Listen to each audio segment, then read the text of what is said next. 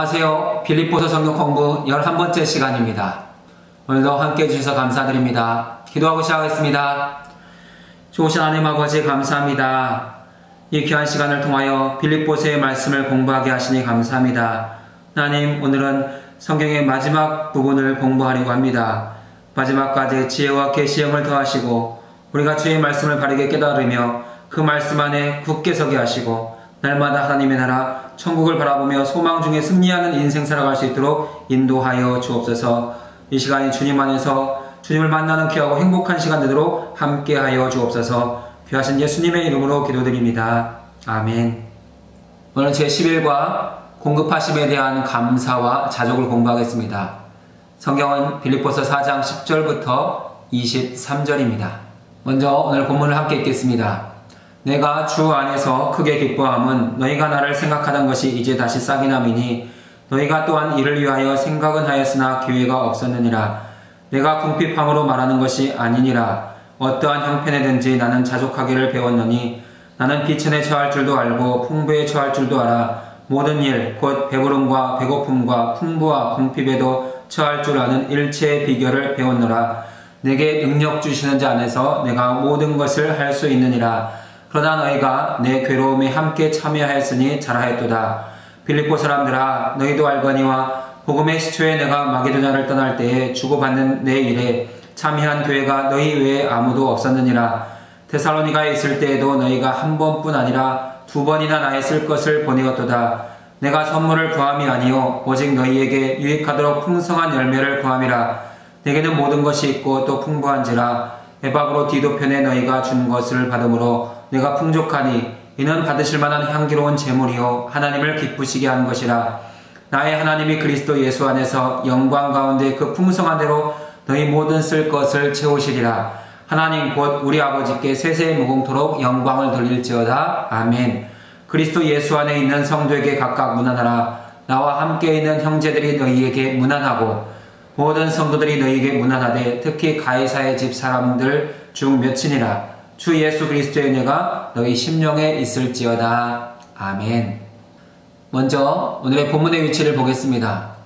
우리가 함께 공부할 본문은 빌립보서 서신의 마지막 부분입니다. 사도 바울은 빌립보서를 마무리하면서 빌립보 교회의 선물에 대한 감사와 자족의 마음에 대해서 고백하고 있으며 끝 인사와 축도로 서신을 마무리하고 있습니다. 본문은 서신의 결론 부분입니다. 그리고 또한 본론의 마지막 부분입니다. 1장 12절에서 시작된 본론이 4장 20절로 마무리되고 있습니다. 빌립보 교회 재정 지원에 대한 감사가 다시 한번 고백됩니다.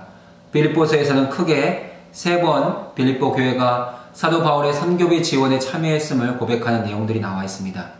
이러한 관점에서 본다면 빌립보 교회의 선교 지원은 빌립보서의 큰 주제 중 하나라고 할 수 있습니다. 그리고 사도 바울은 마지막으로 문안 인사와 축도로 본 서신을 마무리하고 있습니다. 본문의 내용을 간략하게 정리하면서 큰 그림을 그려본다면 빌립보 교회에 대한 재정 후원에 대한 감사와 축복이라고 말할 수 있습니다. 그 안에는 항상 나를 생각하던 여러분이 있어서 감사하다는 내용이 있습니다. 그리고 사도 바울은 어떠한 환경에 처하든지 자족할 수 있는 일체의 비결을 배웠다고 고백합니다. 또한 빌립보 교회가 사도 바울에게 보내어준 선교 후원금은 하나님께 드려지는 향기로운 제물이 되었다는 고백을 하고 있습니다. 그리고 사도 바울을 섬긴 교회를 하나님께서 공급자가 되셔서 풍성하게 채워주시기를 기도합니다. 그리고 그렇게 사도 바울의 사역에 참여한 교회, 또 사도 바울 자신과 빌립보 교회를 통해서 하나님의 복음의 역사를 이루어가신 하나님을 향한 찬송과 송영이 나와 있습니다. 그리고 마지막 문안 인사와 축도로 서신이 마무리됩니다. 마지막 축도는 예수 그리스도의 은혜 안에 머물라는 간절한 기원입니다. 묵상과 토론에 들어가서 구체적으로 본문의 내용을 한 절 한 절 살펴보도록 하겠습니다. 1번 질문입니다. 빌립보서 4장은 우리에게 바울과 빌립보 교회와의 동역관계가 어땠는지에 대한 통찰력을 제공합니다. 바울은 빌립보 교회가 자신의 사역을 후원했던 지난 일을 연상합니다. 고린도후서 8장 1에서 4절을 읽어보십시오. 이 본문에서 바울이 마게도냐 교회의 영모에 대해 칭찬할 때 그의 마음에는 분명히 빌립보 교회가 있었다는 것을 알 수 있습니다. 사도 바울은 빌립보서에서 3번이나 빌립보 교회가 사도 바울의 선교비 지원에 참여했음을 말하고 있습니다. 그러나 이러한 고백은 빌립보에서만 등장하는 것이 아니라 다른 서신들, 특별히 고린도 후서에도 언급되고 있는 내용입니다. 고린도 후서 8장 1절부터 4절을 같이 읽어보겠습니다. 형제들아, 하나님께서 마게도냐 교회들에게 주신 은혜를 우리가 너희에게 알리노니 환난의 많은 시련 가운데서 그들의 넘치는 기쁨과 극심한 가난이 그들의 풍성한 연보를 넘치게 하였느니라. 내가 증언하노니 그들이 힘대로 할 뿐 아니라 힘에 지나도록 자원하여 이 은혜와 성도 섬기는 일에 참여함에 대하여 우리에게 간절히 구하니. 아멘. 우리는 이러한 고백들을 통하여서 사도 바울과 빌립보 교회가 어떠한 관계였는지를 알 수 있습니다.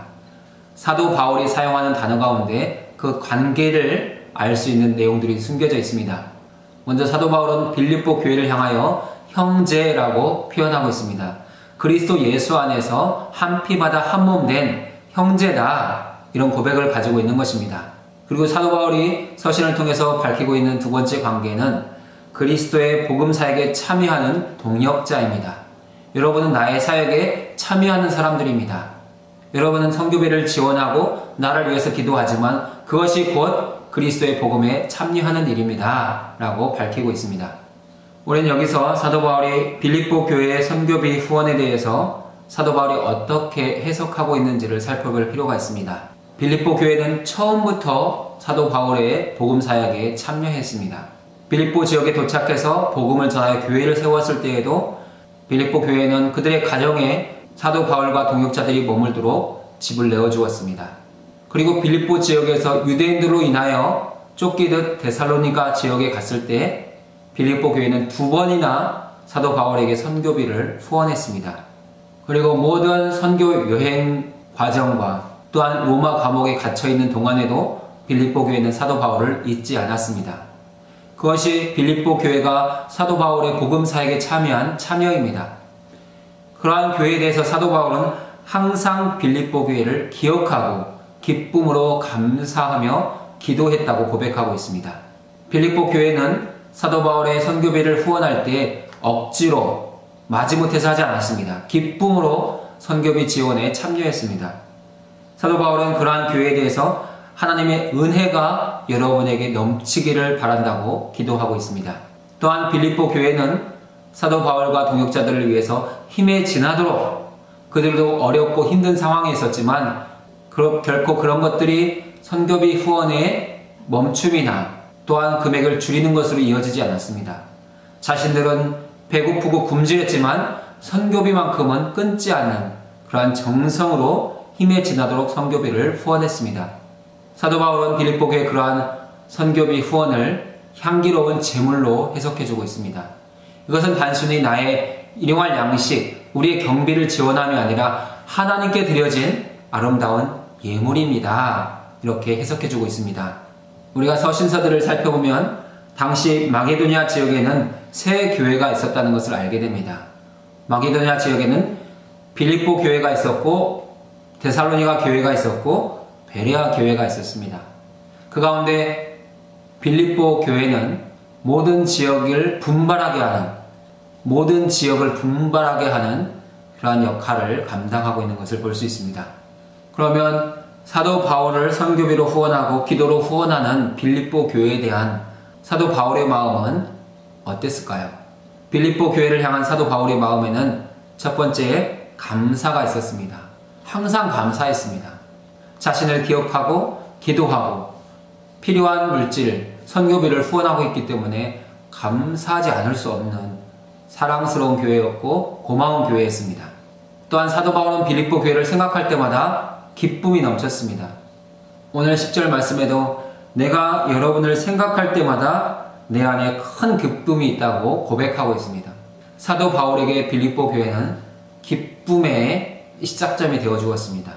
또한 사도 바울은 빌립보 교회를 사랑했습니다. 자신을 그렇게 기억하고 기도하며 후원하는데 어떻게 사랑하지 않겠습니까?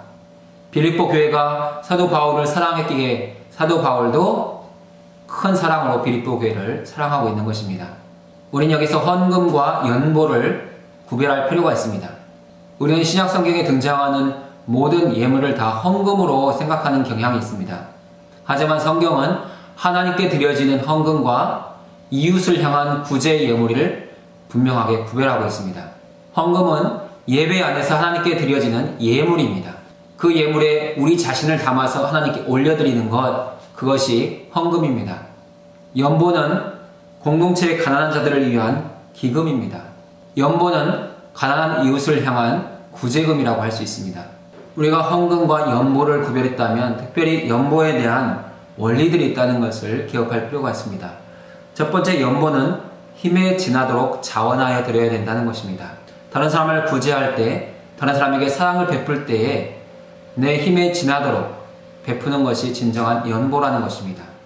나의 쓰고 남는 것을 베푸는 것이 아니라 내가 써야 될 것이지만 그를 사랑함으로 그 영혼을 불쌍히 여김으로 드릴 때 그것이 진정한 연보가 될 수 있다는 것입니다.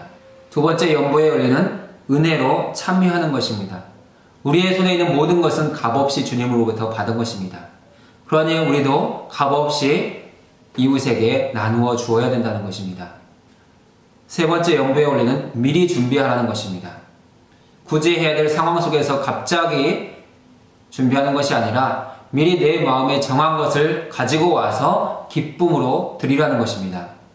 그리고 네 번째, 연보를 드릴 때는 하나님의 갚아주심이 있다는 것을 기억하면서 드리라는 것입니다.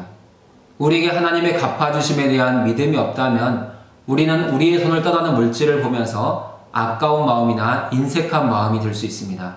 하지만 하나님께서 어떠한 모양으로든지 갚아주실 것이라는 것을 믿을 때 우리는 기쁨으로, 감사함으로, 자원함으로 얼마든지 연보에 참여할 수 있는 것입니다. 하나님의 갚아주심은 이 땅에서의 물질적인 복도 있을 것이고 또한 주님 앞에 갔을 때 주님의 칭찬도 있을 것입니다. 예수님은 지극히 작은 자 한 사람에게 물 한 그릇 대접한 것이 또한 하늘에서 상이 된다고 말씀하고 있습니다. 사실 연보의 원리에 따라서 연보하는 것은 쉬운 일은 아닙니다. 하지만 한 번쯤은 우리가 이러한 연보를 실행해 봄으로 말미암아서 우리의 마음에도 기쁨이 넘치고 감사가 넘치고 행복함으로 채워지는 것들을 경험해 보실 수 있기를 바랍니다. 2번 질문입니다. 빌립보서 4장에서 빌립보 성도들이 바울과 함께 복음 안에서 나눴던 동역에 대해서 말하고 있는 구절은 어디며 어떠한 표현입니까? 이러한 사실은 빌립보서의 개괄적인 목적과 강조하는 바를 이해하는 데 중요합니다. 설명해 보십시오. 빌립보서 4장에서 사도 바울의 복음 사역에 참여했던 빌립보 교회에 대해서 말하고 있는 구절은 3절입니다. 3절을 같이 읽어본다면 또 참으로 나와 멍해를 같이 한 내게 구하노니 복음에 나와 함께 힘쓰던 저 여인들을 돕고 또한 글레멘드와 그 외에 나의 동역자들을 도우라. 그 이름들이 생명책에 있느니라 기록하고 있습니다. 빌립보 교회와 성도들은 복음의 시초부터 사도 바울의 복음에 함께했고 힘썼습니다. 사도 바울을 물심양면으로 도와주는 교회가 빌립보 교회였습니다. 또한 빌립보 교회는 사도 바울의 동역자였습니다. 복음 사역에 함께 참여하는 것, 그들을 위해서 기도하는 것, 선교회를 후원하는 것, 그 모든 것을 사도 바울은 동역이라고 해석해주고 있습니다. 사도 바울이 복음의 불모지였던 빌립보에서 복음을 전할 때부터 빌립보 교회는 바울의 사역에 참여했고 동역자로서 최선을 다했다고 할 수 있습니다. 사도 바울은 빌립보 교회의 그러한 사랑을 기억하고 위로하고 또한 격려하기 위해서 이 빌립보서를 쓰고 있습니다. 사도 바울이 4장으로 이루어진 빌립보서 안에서 선교비 후원에 대해서 3번이나 언급하고 있다는 것은 그만큼 선교비 후원에 대한 감사의 고백을 전하고 싶었다는 것을 알 수 있게 됩니다. 오늘 우리에게 교회 안에서 서로에 대한 동역이 있다면 우리도 사도 바울처럼 그 동역을 인정하고 또한 위로하고 칭찬하는 그런 모습들이 있으면 좋겠습니다. 우리가 서로에게 행하는 것들은 당연한 것은 없습니다. 하나님께 받은 은혜에 대한 감사함으로 자원함으로 하는 것입니다. 그렇다면 그 섬김을 받고 그 동역을 받는 우리는 서로에 대해서 그 동역을 인정하고 격려하고 위로할 필요가 있는 것입니다. 사랑하는 여러분의 입술이 늘 동역자들의 그 동역을 칭찬하고 위로하고 격려할 수 있는 우리 입술이 될 수 있기를 원합니다. 3번 질문입니다. 바울은 빌립보 교회 후원에 대해 감사를 표현하는 도중에 자신의 자족하는 삶에 대해서 언급하고 있습니다. 바울의 의도는 무엇입니까? 바울이 피하고 싶었을 오해의 소지가 될 만한 부분이 있습니까? 사도 바울이 4장 11절에서 13절에서 고백하고 있는 성교비 후원은 빌립보서 안에서 벌써 네 번째 언급되고 있는 내용입니다. 사도 바울은 네 번째 언급에서는 교회 후원에 대한 감사뿐만이 아니라 자신의 자족에 대해서도 고백하고 있습니다. 사도 바울이 빌립보 교회 성교비 후원에 대해서 감사하면서 자신의 자족을 말하는 이유가 있습니다. 그것은 이 감사가 진실하다는 것을 밝히기 위해서입니다. 그냥 입으로만 감사하는 것, 형식적으로만 감사하는 것이 아니라 정말 내 마음 안에서부터 깊은 감사를 하고 있습니다. 그 뜻을 전달하기 위해서 자신의 자족을 고백하고 있습니다. 만약 여러분이 선교부를 후원하지 않는다고 할지라도 나는 감사할 텐데, 자족하고 있기 때문에 어떻게든 살아갈 텐데 여러분이 선교부를 지원해 주니 정말 감사합니다. 그 마음을 표현하고 있는 것입니다. 또한 사도 바울이 선교비 후원에 대한 감사를 표현하면서 자족을 말하는 이유는 선교비 후원에 대한 요구가 아님을 밝히기 위해서입니다. 우리 사람들은 고마운 일에 대해서 자꾸 말하다 보면 오해를 하는 경향이 있습니다. 왜 저 사람이 같은 말을 여러 번 할까? 선교비를 더 달라는 것인가? 나에게 뭔가를 더 요구하고 있는가? 그런 오해를 할 수 있습니다. 그래서 사도 바울은 내가 여러분에게 이렇게 선교비에 대해서 여러 번 언급하는 것은 더 달라고 하는 것이 아닙니다. 정말 내가 감사하기 때문에, 이것으로 충분히 만족하고 있기 때문에 이런 고백을 하고 있는 것입니다. 말해주는 것입니다. 이러한 고백을 통해서 사도 바울이 피하고 싶었을 오해의 소지는 동일한 내용을 반복적으로 말할 때 상대방이 오해하는 것을 피하고 또한 자신이 전한 복음의 능력이 약화되지 않도록 하기 위해서입니다. 만약 빌립보 교회가 사도 바울의 뜻을 오해한다면 그들에게 전한 복음이 약화되는 것입니다. 복음의 능력이 상실됩니다. 사도 바울은 그런 것들을 걱정하고 염려하면서 정말 내가 더 달라고 여러분에게 말하는 것이 아닙니다. 나는 충분합니다. 여러분에게 고맙고 여러분을 사랑하고 감사하고 있습니다. 고백하고 있는 것입니다. 그러면 빌립보서 전체적으로 살펴보았을 때 사도 바울이 자족할 수 있었던 비결은 무엇이겠습니까? 첫 번째 비결은 능력 주시는 자 안에 있었기 때문입니다. 사도 바울은 예수 그리스도를 만난 이후부터 언제나 그리스도와 교제하고 동행하고 주님 안에 있는 삶을 살아갔습니다. 주님 안에 있을 때 사도 바울은 주님으로부터 모든 힘과 능력을 공급받아서 주님의 것을 사용하는 사람이 되었습니다. 사도 바울은 모든 일에 대해서 그것을 감당할 수 있는 일체의 비결을 배웠습니다.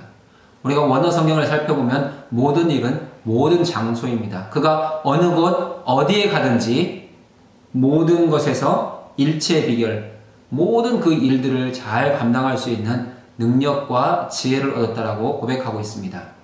또한 사도 바울이 자족할 수 있었던 것은 부활의 권능과 그 고난에 참여하고 있었기 때문입니다. 부활의 권능은 영광스러운 것입니다. 기쁨이며 감사입니다. 그러나 고난에 참여는 고통스럽고 힘들고 어려운 것입니다. 오늘 본문에 있는 것처럼 풍부에 처할 줄 아는 것, 그것이 부활의 영광이라고 한다면 궁핍에 처하는 것은 고난에 참여하는 것입니다. 사도 바울은 그가 어느 곳 어느 자리에 가는지 그 모든 것들을 통해서 이 일체의 비결, 자족하는 방법을 터득했고 그것을 삶에 적용하며 살아갔습니다. 오늘 우리에게도 사도 바울과 같은 자족하는 마음이 있으면 좋겠습니다. 하나님은 우리에게 필요한 모든 것들을 공급해 주셨습니다. 만약 더 필요하다면 이것저것도 주시는 분이라고 성경은 말씀하고 있습니다. 오늘 주시는 것으로 감사하고 필요한 것이 있을 때마다 주님께 간구하고 또한 요청함으로 말미암아서 모든 삶의 자리가 하나님의 은혜로 풍성히 채워지는 것을 맛보고 누리며 살아가는 우리가 되기를 바랍니다. 네 번째 질문을 살펴보겠습니다. 우리가 잘 아는 대로 바울은 내게 능력 주시는 자 안에서 내가 모든 것을 할 수 있느니라고 고백합니다. 여기서 말하는 모든 것이란 무엇입니까? 어떤 것을 말합니까? 하나님은 바울에게 무엇을 위해 능력을 주시고 있습니까? 사도 바울이 이 구절에서 말하고 있는 모든 것은 모든 환경입니다. 하나님께서 사도 바울을 복음의 전파를 위해서 여러 곳으로 데리고 다니십니다. 그 모든 곳에서 사도 바울은 모든 것을 감당할 수 있었다고 고백하고 있습니다. 사도 바울은 하나님이 이끄시는 그 모든 곳에서 어떠한 환경에서도 기쁨으로 적응하며 그곳에서 복음을 전했습니다. 그러한 사도 바울에게 하나님은 능력을 주셨습니다. 그 능력은 그리스도와의 연합에서 오는 능력입니다. 그리스도와 하나가 되어 있을 때, 우리가 그리스도 안에 있고 주님이 우리 안에 있을 때 우리에게는 능력이 나타납니다. 우리의 연약한 힘과 지혜와 능력이 아니라 하나님의 무한하신 능력, 예수 그리스도의 그 생명의 능력이 우리를 통해서 풍성하게 드러나는 것입니다. 또한 하나님은 사도 바울에게 절대적인 힘의 근원이신 그리스도를 의지하는 믿음을 주심으로 능력이 나타나게 하셨습니다. 주님을 우리가 절대 신뢰할 때, 절대 믿음 가운데 설 때 우리의 삶에는 능력이 나타나게 되어 있습니다. 사도 바울은 자신에게 능력 주시는 자 안에서 전도에 관한 여러 일들을 감당할 때 비천, 풍부, 배부름, 배고픔, 여러 가지 일들을 넉넉히 감당할 수 있었습니다.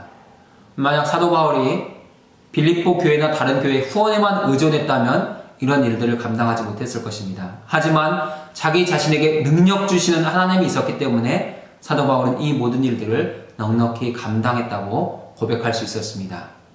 오늘 이 시대에도 하나님께서는 우리 모두를 통해서 그리스도의 복음이 이 땅 가운데 전파될 수 있도록 우리에게 능력 주시는 하나님이십니다. 사랑하는 여러분이 우리가 함께 복음을 전하기로 마음을 정하고 그것을 실천하기를 원한다고 할 때 하나님은 우리에게 필요한 모든 것들을 공급해 주실 것입니다. 사람이 필요하면 사람을 보내주실 것이고 물질이 필요하면 물질도 채워주실 것입니다. 하나님은 우리가 복음 전하는 것을 그렇게 기뻐하시고 행복한 마음으로 우리를 도와주시는 분이십니다. 우리 모두가 복음 전파에 참여함으로 그 주님의 공급하시는 능력을 맛볼 수 있기를 바랍니다. 그럼에도 불구하고 우리 삶에는 때때로 어려움이 찾아올 때가 있습니다. 우리 삶에 찾아온 삶의 어려움을 헤쳐나가는 비결은 무엇이겠습니까? 세 가지를 생각해 볼 수 있는데 첫 번째 비결은 하나님을 향한 절대 신뢰의 믿음을 갖는 것입니다. 우리 인생에 어려움이 찾아올 때 모든 것이 어두워 보이고 내일이 보이지 않습니다. 하지만 그 상황 속에서도 주님은 우리와 함께 하시고 능력의 손으로 우리를 붙드시는 분이십니다.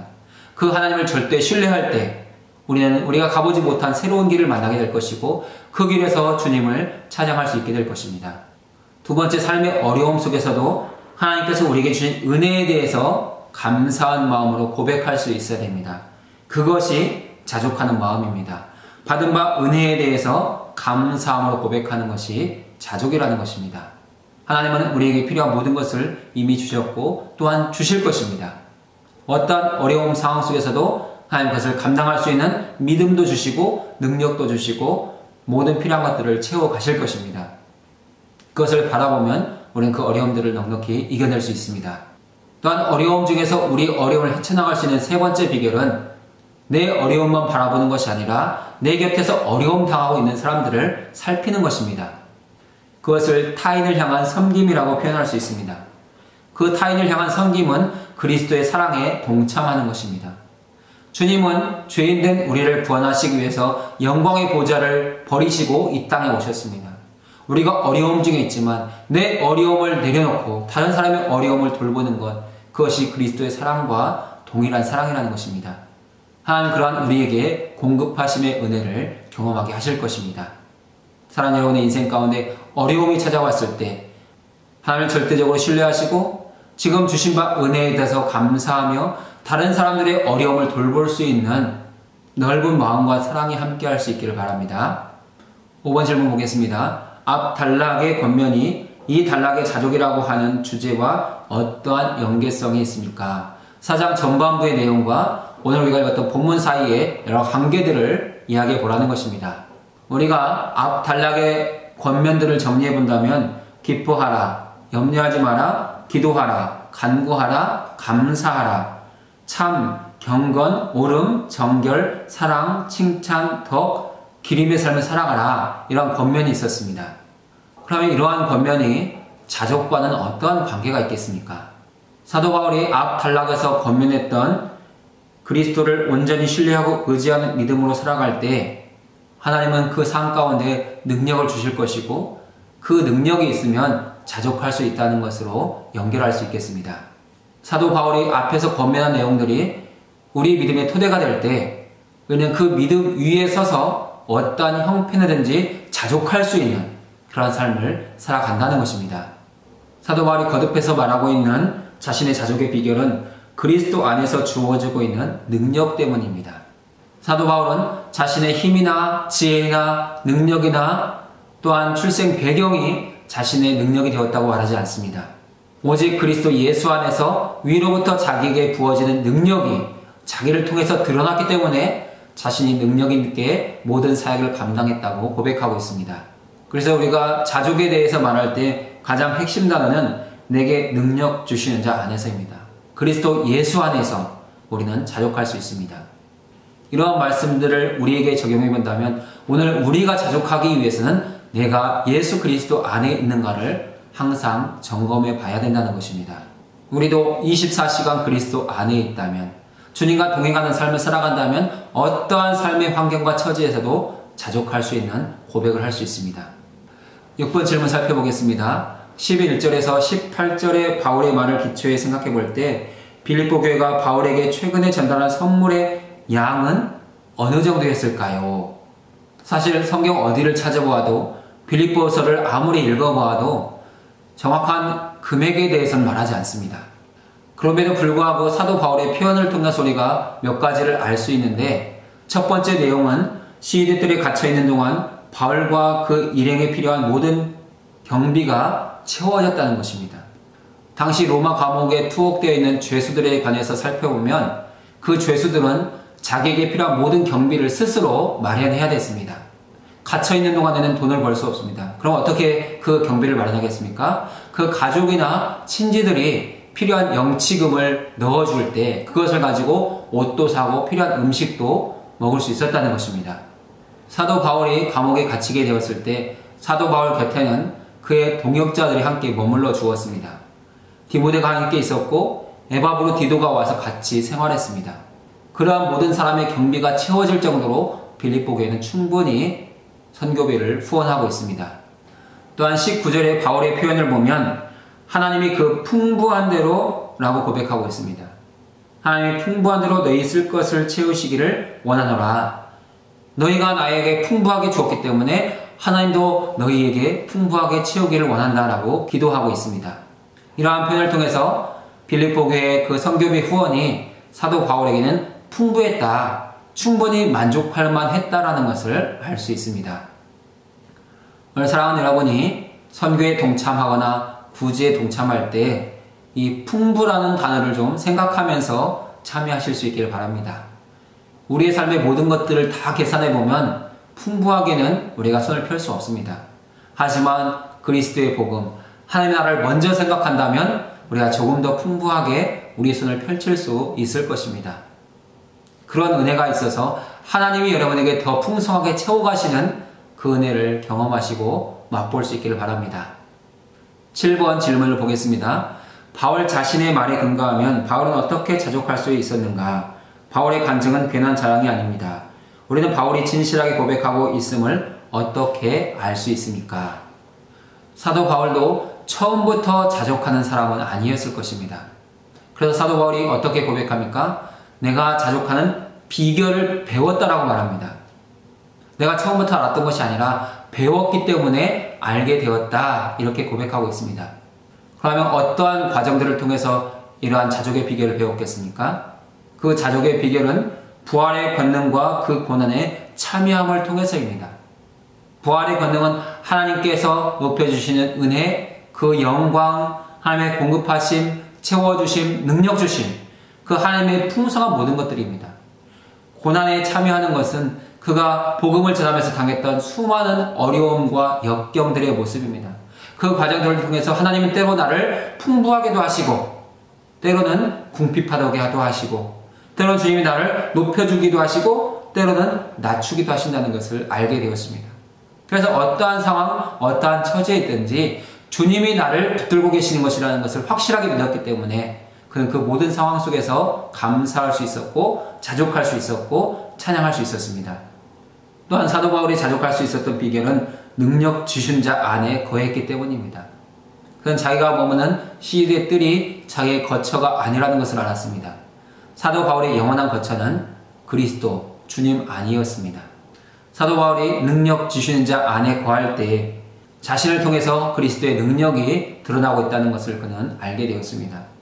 주님은 사도 바울에게 실제로 필요한 힘을 주셨고 지혜를 주셨고 용기를 더해 주셨습니다.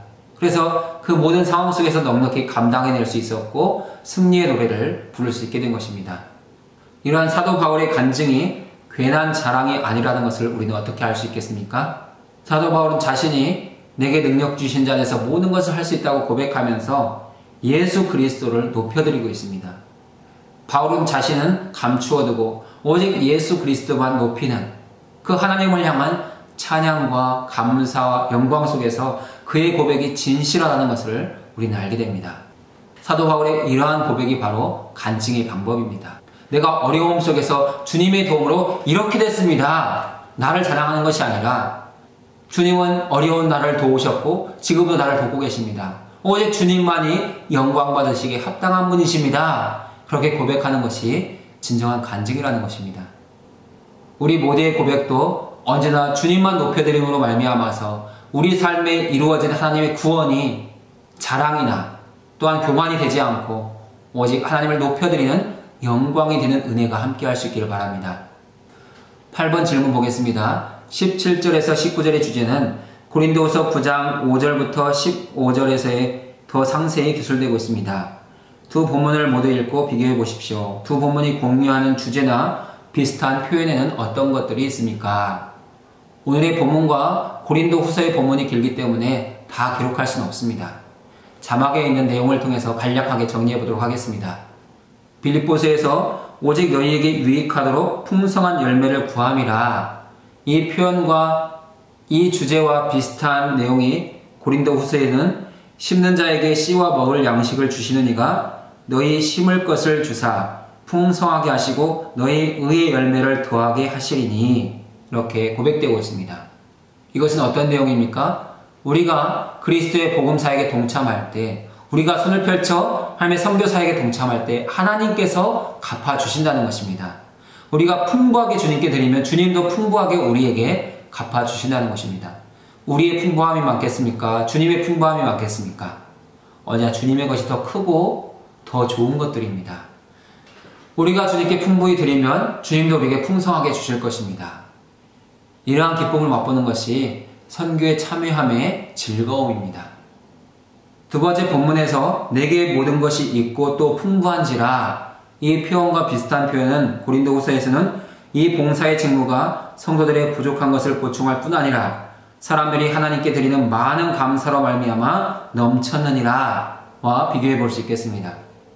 하나님은 우리가 그리스도의 복음에 참여하고자 할 때 우리에게 필요한 것들을 또한 주신다는 것입니다. 우리가 후원할 수도 있지만 내가 직접 전도하거나 복음을 전할 수도 있습니다.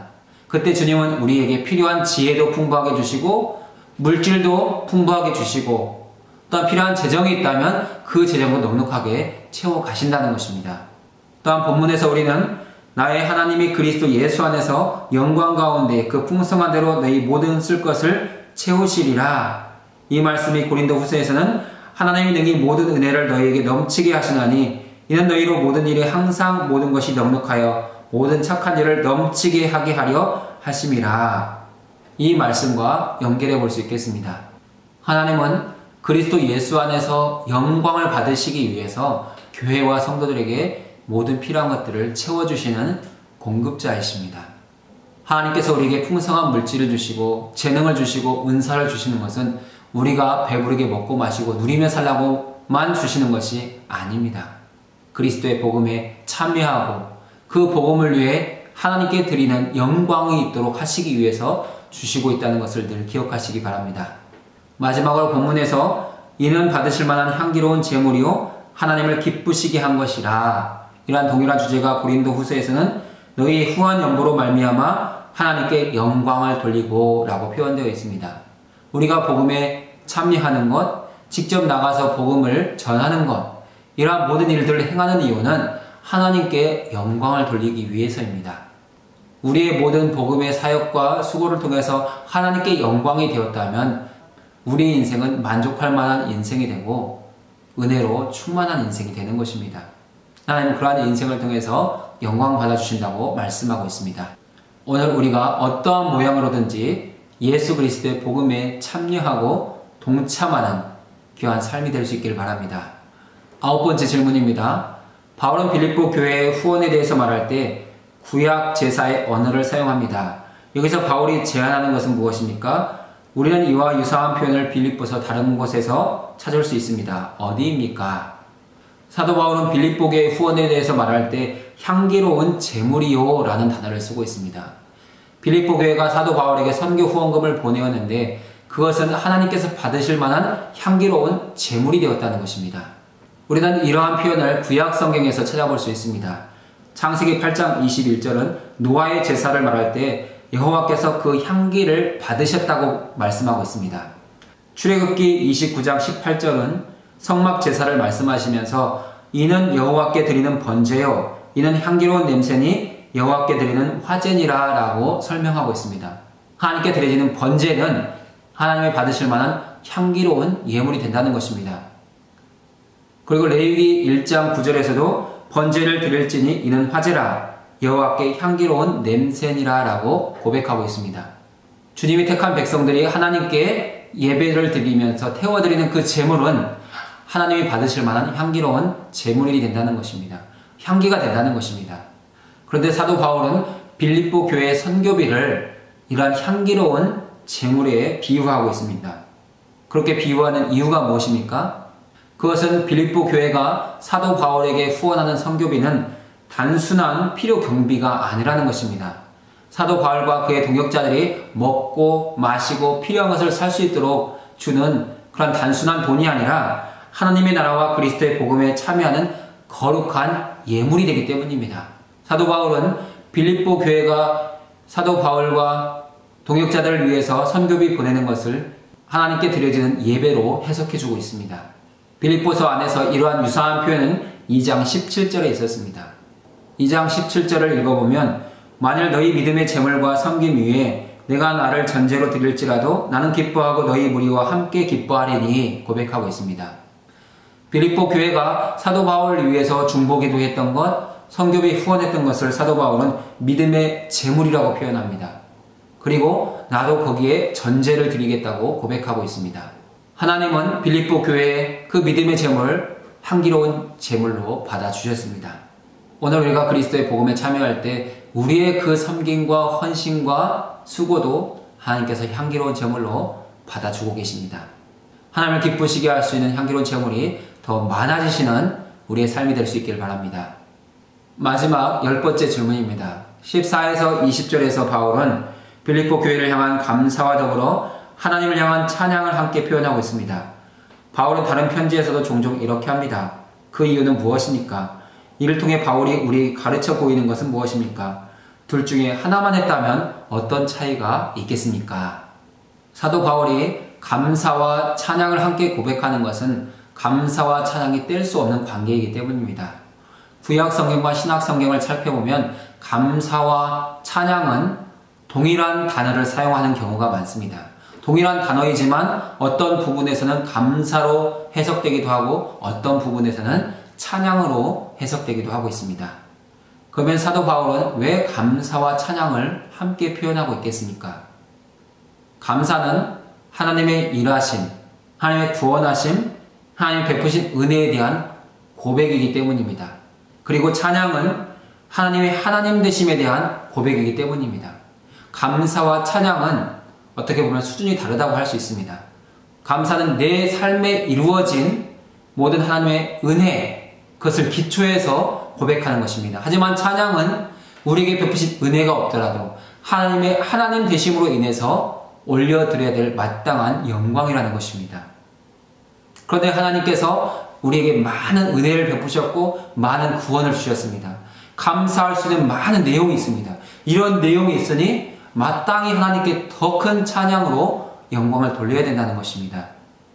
특별히 성경은 우리가 감사와 찬양을 함께 주님 앞에 드려야 되는 이유를 말씀하고 있습니다. 감사함으로 그의 문에 들어가며 찬송함으로 그의 궁정에 들어가서 그에게 감사하며 그의 이름을 송축할지어다. 아멘. 우리가 하나님께 감사할 때 하늘의 문이 열린다고 말씀하고 있습니다.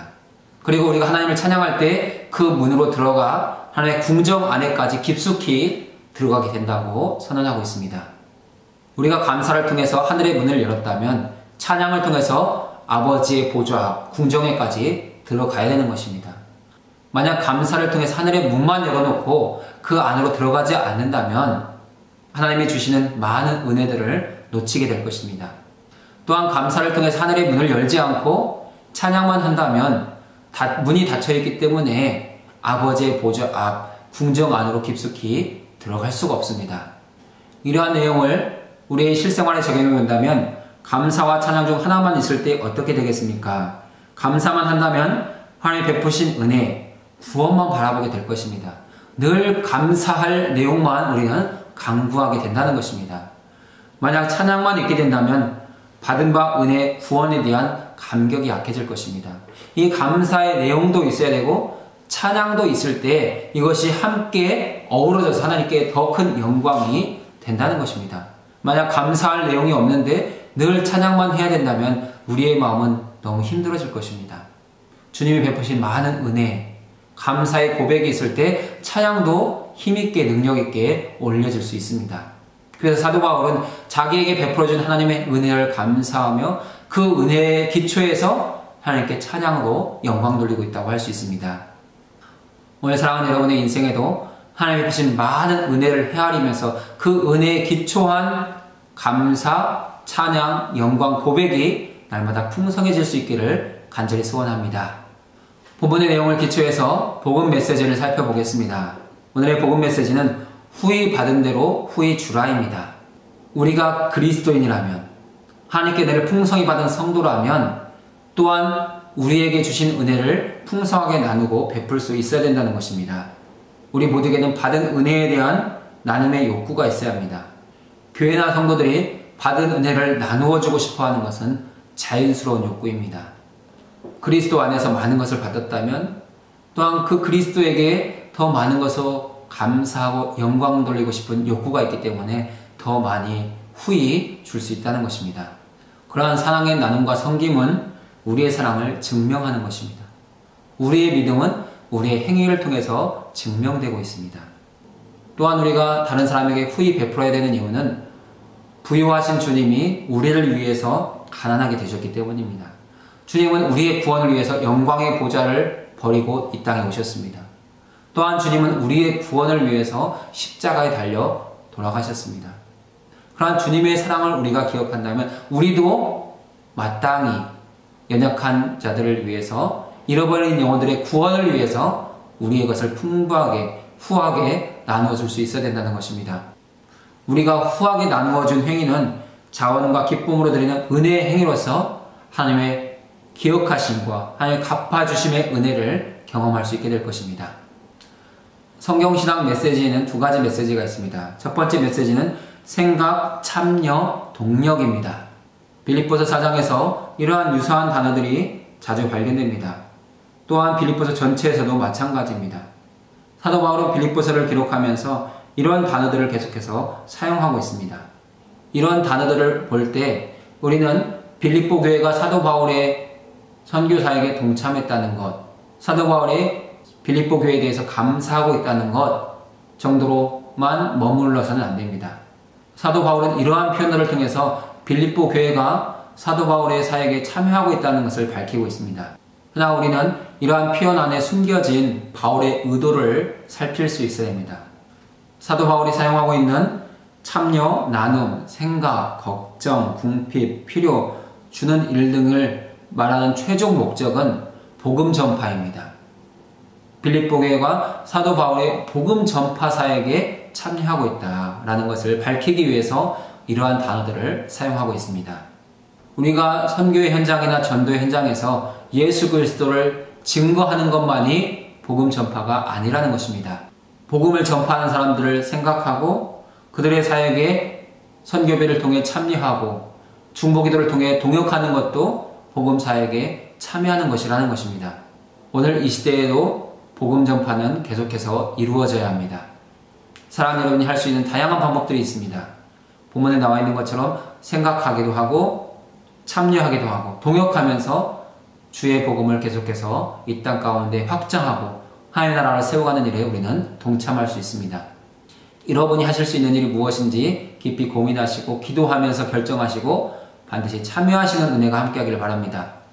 본문에 나타난 성경신학 메시지 두 번째 내용은 향기로운 제물, 제사입니다. 사도 바울은 빌립보 교회와 성도들이 보내온 선물을 향기로운 제물이요 하나님을 기쁘시게 한 것이라고 말하고 있습니다. 이러한 표현은 구약의 제사 제도에 기초한 것입니다. 분명 예수 그리스도의 십자가를 통해서 구약의 제사 제도는 종결되었지만 사도 바울은 빌립보 교회의 선교 후원을 그러한 제사와 연결지어서 해석해주고 있습니다.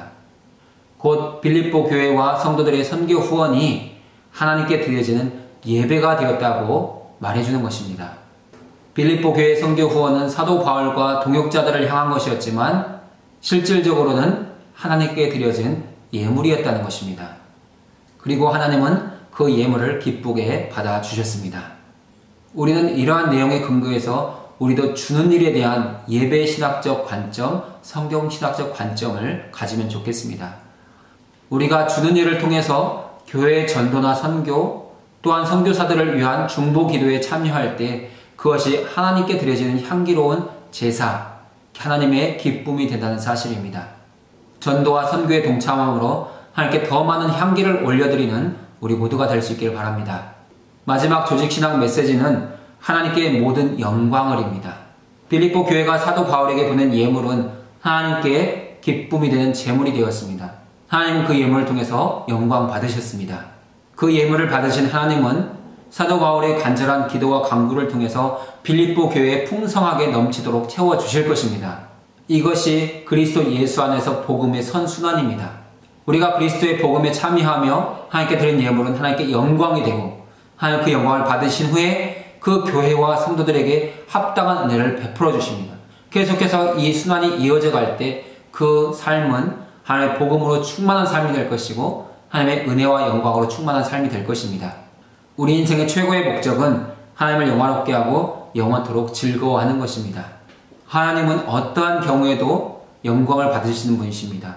하나님께서 스스로 영광을 취한다고 할지라도 그것은 선하고 정당한 일입니다. 그 하나님의 창조와 구원 안에 있는 우리는 그 하나님께 합당한 영광을 돌리는 것이 마땅하다는 것입니다. 여기까지 빌립보서 4장의 모든 내용들을 다루어 보았습니다. 이제 다음 주에는 전체 내용을 정리하며 마무리하는 시간을 갖게 될 것입니다. 12과의 내용을 미리 예습해 보시고 정리해 보시기 바랍니다. 다음 시간에 뵙겠습니다. 기도하고 마치겠습니다. 좋으신 하나님 아버지 감사합니다. 빌립보서 공부를 통하여서 우리를 향하신 하나님의 마음과 뜻을 깨닫게 하시니 감사합니다. 우리의 인생이 복음에 참여함으로 하나님께 드려지는 예물과 같은 향기가 될 수 있기를 원합니다. 하나님의 능력과 권능이 우리를 붙드심으로 우리 마음 가운데 복음에 대한 뜨거운 마음, 복음에 참여하는 마음을 허락하여 주셔서 하나님의 기뻐하신 사역에 날마다 서는 우리가 되도록 인도하여 주옵소서. 우리가 복음사역에 참여할 때 주님이 후하게 넘치게 우리의 인생을 채워가시는 것도 경험하게 하여 주옵소서. 존귀하신 예수님의 이름으로 기도드립니다. 아멘. 수고하셨습니다. 감사합니다.